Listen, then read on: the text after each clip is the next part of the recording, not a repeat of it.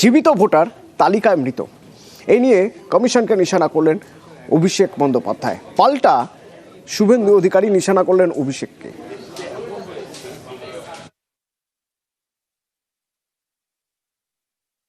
জ্ঞানেশ কুমারের জন্য একটা নতুন প্রকল্প বাংলায় চালু করতে হবে, ছানি অপারেশন ছানিশ্রী, বিজেপি নেতাদের ছানি কাটানোর জন্য।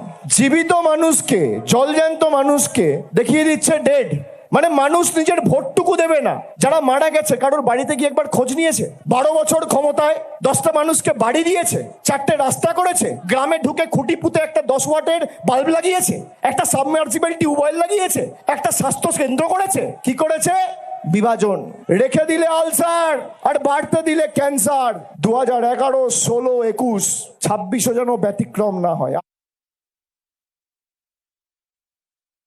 15 বছর ধরে আছে, আলসার হয়ে গেছে, ক্যান্সার ধরে গেছে, নয় সার্জারি করতে হবে নয় কেমো দিতে হবে। আমরা বলবো কেমো দেবেন না, এপ্রিল মাসে ইভিএম এ সার্জারি করে দেন, অস্ত্রোপচার করে দেন, আঙ্গুলে টিপবেন। ঠিক বলেছে, ওটা ওদের ক্ষেত্রেই প্রযোজ্য। আগুন জ্বালাচ্ছে তৃণমূল, পুড়বে তৃণমূল, মরবে তৃণমূল। অপেক্ষা করুন না, ভোটটা করতে দেন। এসআইআর এর বিরোধিতা করছেন কেন? এই ভোটার লিস্ট আপনাকে গিলতে হবে, এই ভোটার লিস্ট গিলে ভোটে লড়তে হবে, লড়ে আপনাদের হারতে হবে। এসআইআর এর নথি হিসেবে মাধ্যমিকের অ্যাডমিট কার্ড গ্রহণযোগ্য নয়, পশ্চিমবঙ্গের সিইওকে জানিয়ে দিল নির্বাচন কমিশনার। এ নিয়েই রাজ্য রাজনীতির হাওয়া গরম।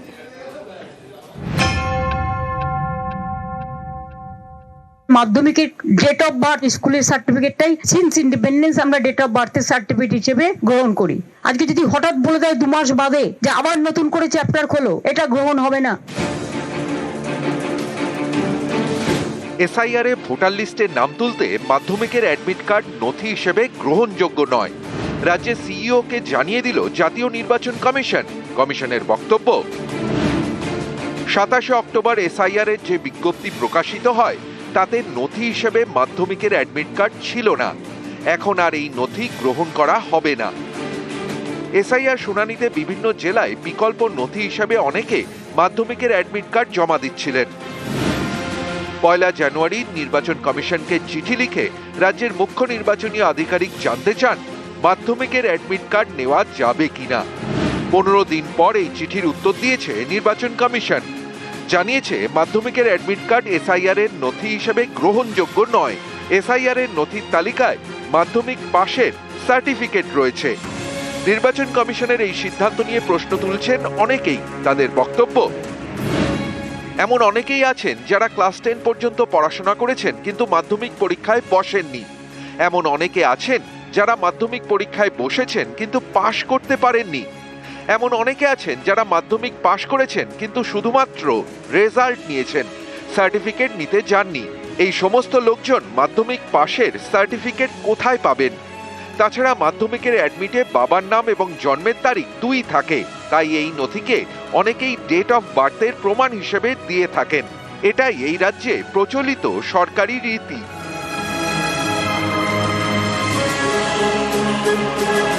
তাহলে এসআইআর এর ক্ষেত্রে মাধ্যমিকের অ্যাডমিট কার্ড নিয়ে অসুবিধা কোথায়? প্রথমে ডমিসাইল সার্টিফিকেট, তারপর মাধ্যমিকের অ্যাডমিট কার্ড। এসআইআর শুরুর পর একের পর এক নথিতে না নির্বাচন কমিশনের। এ নিয়ে গরম রাজনীতি। মাধ্যমিকের ডেট অফ বার্থ, স্কুলের সার্টিফিকেটটাই সিন্স ইন্ডিপেন্ডেন্স আমরা ডেট অফ বার্থের সার্টিফিকেট হিসেবে গ্রহণ করি।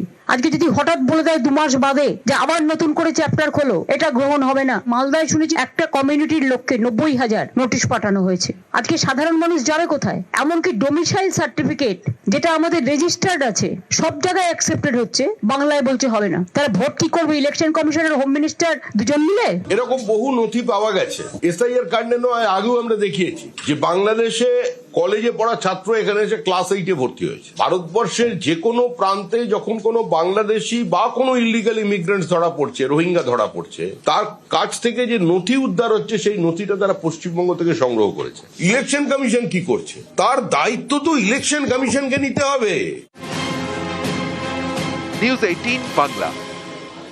রাজ্যের বিভিন্ন জায়গা থেকে এসআইআর হিয়ারিংয়ে হয়রানির অভিযোগ আসছে এবং সেই অভিযোগের পাশাপাশি এসআইআর হয়রানিতে আতঙ্কে মৃত্যু হচ্ছে, এই অভিযোগ আসছে কেউ কেউ আত্মহত্যা করছে।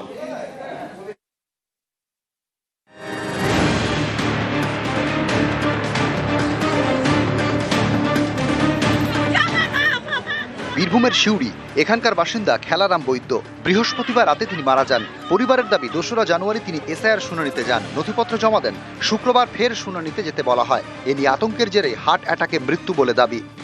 অফিসে ডেকেছিল, নিয়োজনে রক্তের মধ্যে হাত ফেল করে দিল। ভয়ে হলো যে আমার যদি কোনো অসুবিধা হয় বলে। চিঠিটা একদিন দিয়ে গেছে, তারপরে থেকে 3 দিন ভাত খেলো না, টেনশনে ছিল। সারা রাত বসেই আছে ও বিছানাতে, ঘুমোই নাই। ভোর 3টে বাজলো, জলটা দিলাম আর ও হাত ফেল করে দিল, টেনশনে হাত ফেল করে দিল। বলছিল যে তোমার ভোটার তো নাম নাই, খালি বলতো যে আমার কি হবে, বাংলাদেশ পাঠাবে নাকি, আতঙ্কা হয়ে মরে গেল।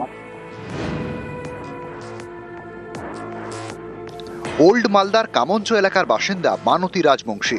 মঙ্গলবার তিনি কীটনাশক খান বলে দাবি। তাকে মালদা মেডিকেলে ভর্তি করা হয়। শুক্রবার সেখানে মৃত্যু হয়। পরিবারের দাবি এসআইআর আতঙ্কে আত্মহত্যা করেছেন। কোনো ডকুমেন্টস ছিল না সেইভাবে। ওর বাবার মৃত্যু সার্টিফিকেট বা ওর বাবার ভোটার কার্ড, আধার কার্ড, এগুলো কিছুই ছিল না। এর মধ্যে এখন এসআইআর ফর্ম ফিল আপ নিয়ে খুবই টেনশনের মধ্যে ছিল, আর ওই টেনশনের মধ্যেই এটা ঘটনাটা হয়ে গেল।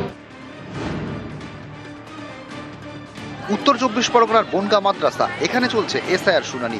শুক্রবার শুনানিতে যান অসুস্থ বৃদ্ধা জয়শ্রী সর্দার। বাড়ি থেকে প্রায় 14 কিলোমিটার দূরে।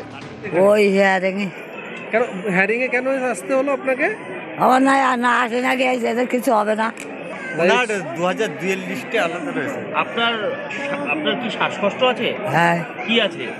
বিশাল শ্বাসকষ্ট, হাঁটতে পারিনি। এটা যদি এখানে না আসতে হতো তাহলে কি ভালো হতো? তো ভালো হইতো না। কাল একবার আইছি, ওই যে ভিডিও ওই কোয়ারে নিয়ে গেল। এতে কি ভোগান্তি হচ্ছে আপনার? বিশাল কষ্ট।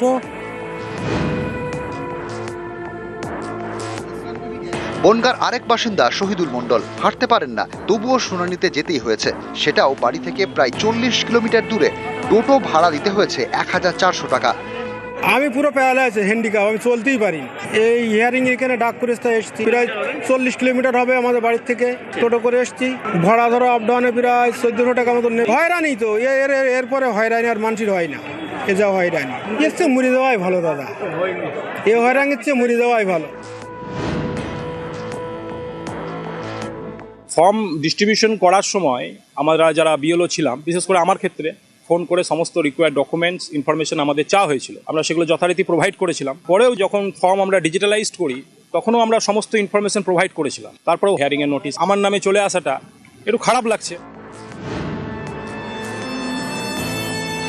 এসআইআর শুনানিতে হয়রানি, এই অভিযোগে ধুন্ধুমার চাকুলিয়ার পর উত্তর দিনাজপুরের ইসলামপুরে।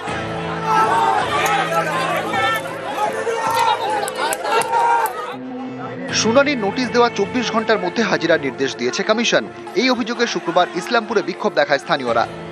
আমাদের 17 তারিখে হিয়ারিং আছে, 16 তারিখ আবার 56টা নামাজ হলো। এটা নিয়ে আমাদের বিক্ষোভ। পুলিশ আসছে, প্রশাসন আসছে, এখানে ডেট চেঞ্জ করতে হবে। যেগুলো বাইরে পরিবেশন লেবার গুলো বাইরে আছে, এগুলো না আসতে পারে, তাহলে ওদের ডেট দিতে হবে।